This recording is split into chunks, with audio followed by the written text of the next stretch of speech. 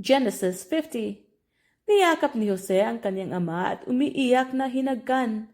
Pagkatapos inutusan niya ang kanyang mga manggagamot na imbalsamuhin ang bangkay. Ayon sa kaugalian ng mga Ehipsyo, 40 araw ang ginugol nila sa paggawa nito. 70 araw na nagluksa ang bansang Ehipto.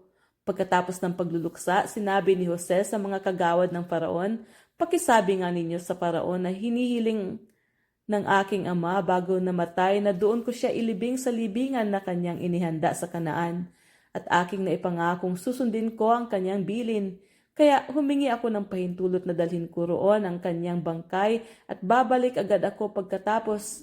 Sumagot ang Faraon, "Lumakad ka na at ilibing mo ang iyong ama ayon sa iyong pangako sa kanya." Sumama kay Jose para makipaglibing ang lahat ng kagawad ng Faraon, ang mga may matataas na kutungkulan sa palasyo at ang mga kilalang mamamayan sa buong Ehipto. Kasama rin ni Jose ang kanyang mga kapatid at ang buong sambahayan ng kanyang ama.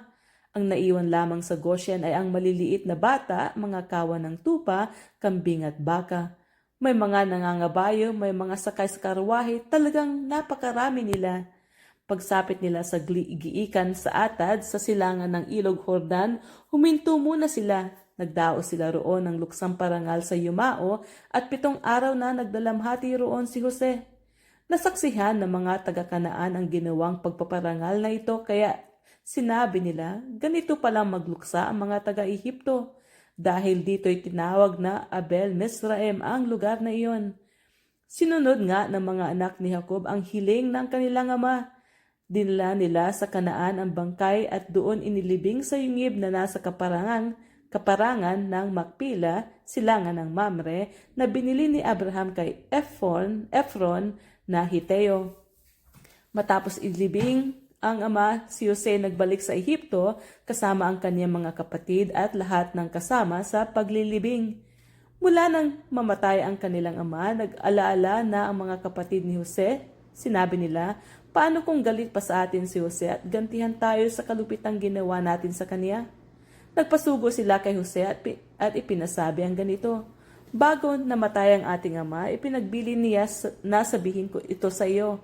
Nakikiusap ako na patawarin mo na ang iyong mga kapatid sa ginawa nila sa iyo. Kaya naman ngayon nagsusumamo kami sa iyo na patawarin mo kaming mga lingkod ng Diyos ng iyong ama." Napaiyak si Jose nang marinig ito. Lumapit lahat ang kanyang mga kapatid at yumuko sa harapan niya. "Kami mga alipin mo," wika niya. Ngunit sinabi ni Jose, "Huwag kayong matakot, maaari ko bang palitan ng Diyos? Masama nga ang inyong ginawa sa akin, subalit ipinahintulot iyon ng Diyos para sa kabutihan at dahil dooy naligtas ang marami ngayon. Kaya huwag na kayo mag-alala, ako ang bahala sa inyo at sa inyong mga anak."